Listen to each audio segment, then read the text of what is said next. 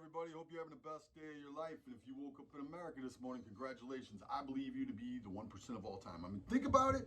There's only a small fraction of people who have ever lived who have had the privilege of waking up in freedom and liberty in a place called America as citizens. Right? You have the protection of the Constitution. You have all the liberty and freedom that goes with that. And man, I'm telling you what, take advantage of it. Do not allow any crazy politicians to convince you that you are a victim in America, because we have the ability to get after it. And when we can get after it, we can make money. And when we can make money, we have freedom. And when we have freedom, we don't need the government. We don't need the politicians. And they don't like that sometimes. So some politicians don't like that. Some politicians do. I'm going to be discussing that today. But if you're looking for somebody to inspire you, you know, if you got people around you who are trying to bring you down and stuff, just get rid of those people, or at least distance yourself from those people. Draw close to people who have an entrepreneurial spirit. Draw close to people who have a good work ethic, who have values, who want to get after it, who will encourage you to get after it, who will hold you accountable.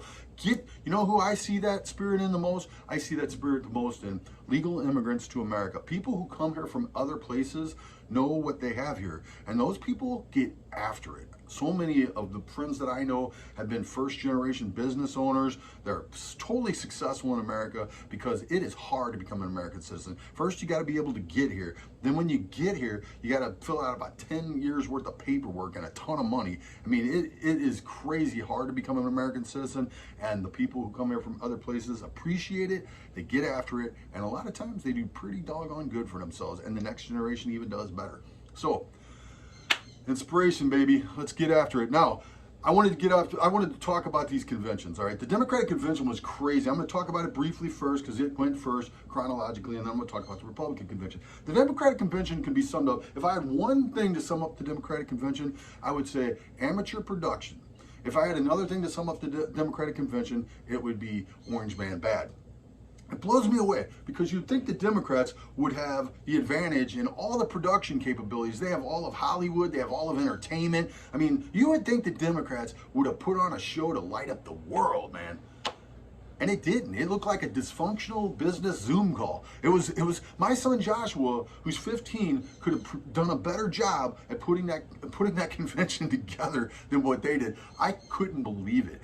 But then when you see the content of the convention, then you're kind of like, oh, I see why they don't really want to, you know, make a big deal out of this too much, because they didn't really have a lot to say. It was a very, very dark, confusing convention. And honestly, basically, Orange Man Bad, Orange Man Bad, Orange Man Bad was the solution for everything. Get rid of Orange Man. All right. Now it was insane because they did not even talk.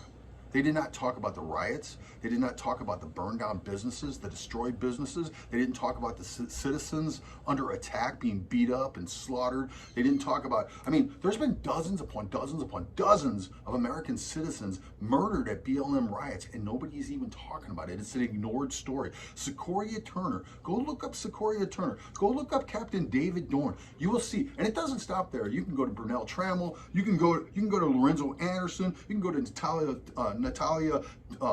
Natalia Wallace. You can go to Legend Taliaferro. You can go to Anthony Mays Jr. Now Legend wasn't killed in a BLM protest. That he was killed in his bed at night. So but anyway, all the others, yeah, man, it's crazy. And it goes beyond that. There's dozens upon dozens upon dozens. The count I can come up with is 36 Americans have been killed at BLM protests. And the Democratic convention never mentioned it one time. They never mentioned Sequoia Turner, that beautiful little girl in Atlanta, Georgia, 8 years old, who was murdered at a BLM checkpoint. Never even mentioned it one time. As a matter of fact, not only did they not mention it, they allowed Keisha Lance Bottoms, the mayor of Atlanta, to get up and make a speech.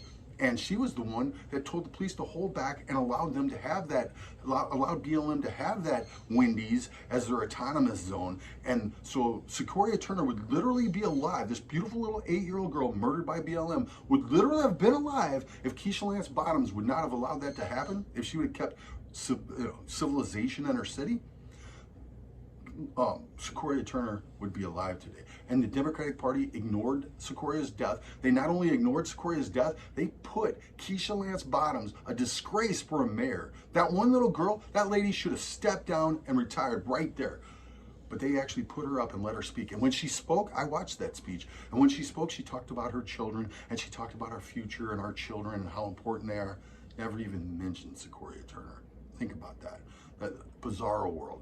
No mention of the violence, no mention of the businesses burnt down. And then when they talk about COVID, when they talk about the coronavirus, nope.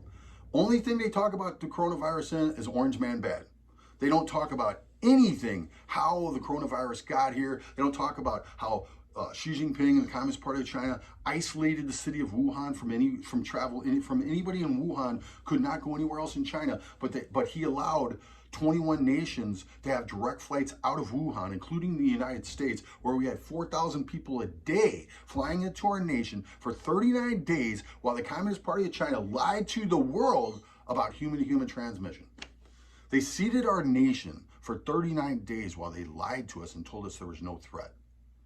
And the Democrats did not even talk about that one time. The Democrats did not talk about any threats from China. The Democrats didn't talk about the Uyghurs. The Democrats didn't talk about Hong Kong. The Democrats didn't talk about what happened with the Wuhan coronavirus and how it got to America. The Democrats didn't talk about any of those things. It was a bizarro world. And one last thing, Joe Biden got into Congress he was elected to Congress in 1972. He actually sworn into Congress in 1973. This is how old this dude is. Joe Biden actually served with senators when he came to Congress that were born in the 19th century. Think about that. He actually served with senators who were born in the 19th century. This guy has been in politics for 47 years. Do you think that what we need is year 48, 49, 50, and 51, and that'll solve all our problems? Absolutely not. Here's the thing about Joe Biden that gets me too.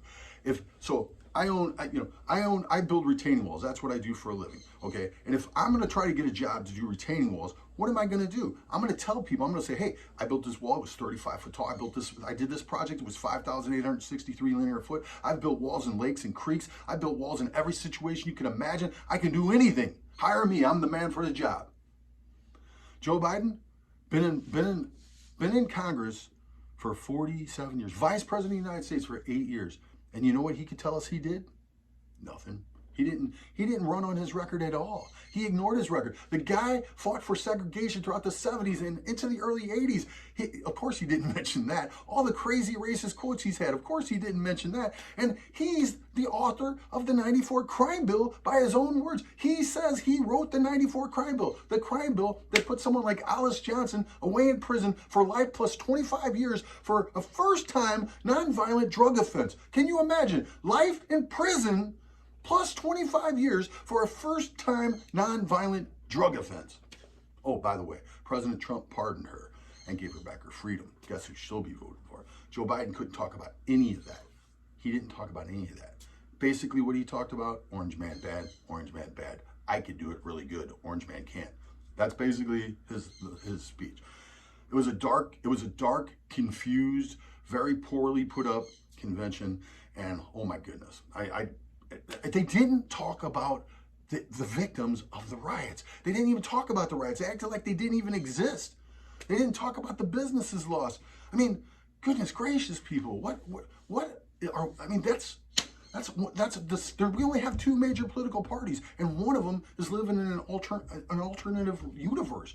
Anyway, we get into the Republican convention. I was blown away. First of all, I was blown away by the production. The production of the Republican convention was slick, man. Whoever did that did a great job. My son couldn't have beat that one, not right now, maybe when he gets older. But they did a great job. It was slick. Everything was put together really, I mean, just the way they timed everything, the intervals between speakers, it was beautiful. And the list of speakers, holy smoke. This was the most diverse convention I have ever seen. I've been watching conventions since I was a little kid. All right, something me and my mom used to do a lot together. I love you, Mom. Thank you for doing that with me. I wish in some ways none of my kids had phones, and when they walked into the house, the only thing that was on was, conventions and stuff, because that was a special moment for us. Thank you so much, Mom. I love you so much. You're an awesome mom. But we always watched conventions together since I was a little kid. This was the most diverse convention I've ever seen. Go back and look at it. Don't take my word for it. Go back and look at the speakers in the Republican convention. You will be blown away. You had Herschel Walker. Herschel Walker, famous, one of the best running backs of all time, a great friend of Donald Trump, 37 years. Herschel Walker, a black man, says, do you think I would be friends with a racist? He said, this guy's been my friend for 37 years. And I'm not talking acquaintance, I'm talking best friend for 37 years. Do you think I would be friends with a racist? That's an insult. Herschel Walker. Go back and look what he says. Vernon Jones, a lifetime Democrat, telling everybody what's up with the Democratic Party, telling everybody what's up with the Republican Party, telling everybody what's up with Donald Trump, and he's voting for Donald Trump, lifetime Democrat. Ben Carson, an amazing neurosurgeon who is now Secretary of Housing and Development. Ben Carson, man, black man, beautiful experience. Man, he's getting some stuff done. The Republican convention actually did something really interesting. They actually had 3 presidents of 3 different buildings, government housings, and they showed them in New York, and these buildings are like skyscrapers. I mean, they're like 20, 30 stories tall, and each one of these different buildings have a president, apparently. I don't know how this works, but they were explaining how, and black Americans, if I remember correctly, all of them, they were explaining how the Democratic Party is putting illegal immigrants in front of American citizens, and how President Trump has helped them. That the funding that they've received from President Trump, $8 billion, is beyond anything that they've ever received since like the 1980s or something, or 90s, early 90s. It's amazing. They said President Trump has been great for them, and they said the Democrats you actually have American citizens waiting to get into these housing projects, to get an apartment, to get a unit, to get a place to live. And the Democrats are actually putting illegal aliens in front of American citizens. These is what these black Americans were saying at the Republican convention. 3 of them. Go back and check it out. It's absolutely amazing. The Republican convention was very, very diverse. One of my favorite speakers, there was a man there who survived Cuba. He survived Castro in Cuba. And oh my gosh, man, what a powerful speaker he is. I'll put links to all these at the end of this video because it's worth it. Definitely check these speeches out. They're like 5 minutes each, 6 minutes each. They're amazing. But this guy from Cuba, he was talking about how he escaped from Cuba and what his parents went through, and when Fidel Castro took over and the communists took over. And he talked about how he thought he had outrun these shadows of his youth. But now the shadows have caught him. He sees what's going on in America, and he says, the shadows have caught up to me. He sees what's going on in America, and he hears conversations, and he hears things being said that remind him of things he heard when he was a young man in Cuba. And he's warning America about the death and devastation that comes from communism. Beautiful, beautiful stuff. Then, of course, there's Alice Johnson. She speaks. Black woman who was put away by Joe Biden's 94 crime bill for life plus 25 years. Can you imagine? For a nonviolent drug offense. Life plus 25 years. Alice Johnson appealed to Barack Obama 2 times for a pardon, and he denied her. This lady was in prison for life plus 25 years for a non-violent drug offense.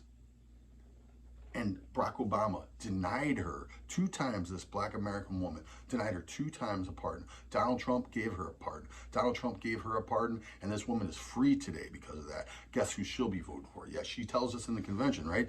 And it goes on and on and on. There's Latino speakers, there's Latina speakers, there's lobster fisherman from Maine who speaks, who, man, he lays out a great case about deregulation and how the Trump administration has saved his industry. It goes on and on and on and on. It's one of the most diverse, it is the most diverse convention I've ever seen. It's all real people, real things.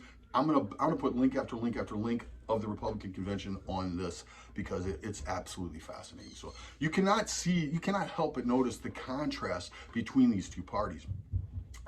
The final night of the Republican convention, Trump makes an amazing speech, really, really heavy. I mean, Joe Biden made a speech about 25 minutes, kind of just brushed over the top of a few things, and everybody was impressed that he only messed up a couple times and that he was able to read off a teleprompter. President Trump just speaks for about 70 minutes. He goes into some really big details on policy, on what he wants to do, on what he's done, on just a lot of heavy stuff there. He gets kind of meaty in this thing, and I was pretty surprised. 70 minutes. I mean, he does that a lot, but I was surprised that he did it in this format. He gets really into it. 70-minute speech. Good speech. Go back and check it out. But what happened after they leave the White House? So I have all these people participating at the White House in the president's acceptance speech for the Republican Party. By the way, just for the record, that was done by FDR back in the day too, so a Democrat. So for all those people out there complaining that it was done at the White House, FDR actually did it. And the difference between Trump and FDR was Trump actually paid for, the Republican National Convention actually paid for everything that happened at the White House. And FDR, the taxpayers paid for it.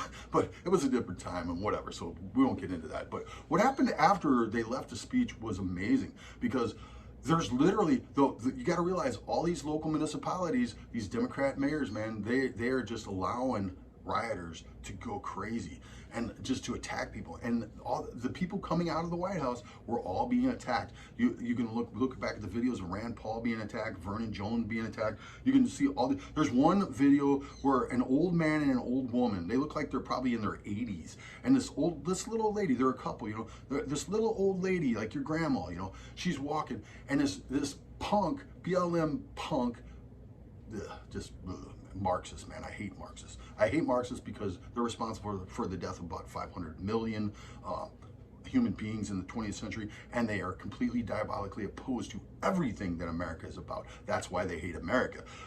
This young punk from BLM or Antifa, whichever one of these Democrat terrorist groups he was from, he runs up to this little old lady, and he's just screaming at her, and he's flipping her the middle fingers right in her face, man. He's just screaming at her, and I'll post that picture on her. It's disgusting. It's ridiculous. Anyway, I hate bullies. I hate bullies. That's one of the things I don't like about Marxists either, is they're a bunch of bullies. They always gang up on people, you know, and when they're in mobs, they gang up on individuals and, yeah, kick them in the head, beat them senseless like that guy they knocked out unconscious. And the violence in the streets is absolutely amazing right now. I hope that America is seeing this. I hope that the average Americans are not watching CNN, MSNBC, so forth and so on, and getting a bizarre world. I hope instead they're actually looking up the real events, looking at the videos, seeing what's actually happening in these cities and to these businesses and to these innocent people, all right? Because it is bad, it is un-American, and it is very dangerous, people. All right, so this is what we got going on right now. This is what's happening between the two conventions. That's my assessment of them both. I'm going to put tons of links to the Republican convention because I was very proud. It was the most diverse convention I've ever seen. It was the most amazing convention I've ever seen. The speeches were incredible. The people, I mean, it was very, very well done. And you know, and I'll put the links down. You guys can check them out and make your own decisions if you didn't have time to watch it. But thank you very much for everything. Thank you for watching this video. If you like what you hear, please subscribe. Please like, subscribe, comment, and please share my videos. I really would love to get all this stuff out. And man, I'll tell you what, I watched one of my old videos on reparations last night, and holy smoke, man, that was a good one. It's about a 45-minute video, but man, it documents very, very well the history of the Democratic Party, and I make a case against the Democratic Party as to why the Democratic Party itself should be the one paying for reparations. So anyway, God bless America. God bless President Trump. Trump 2020, baby, all the way. The peacemaker.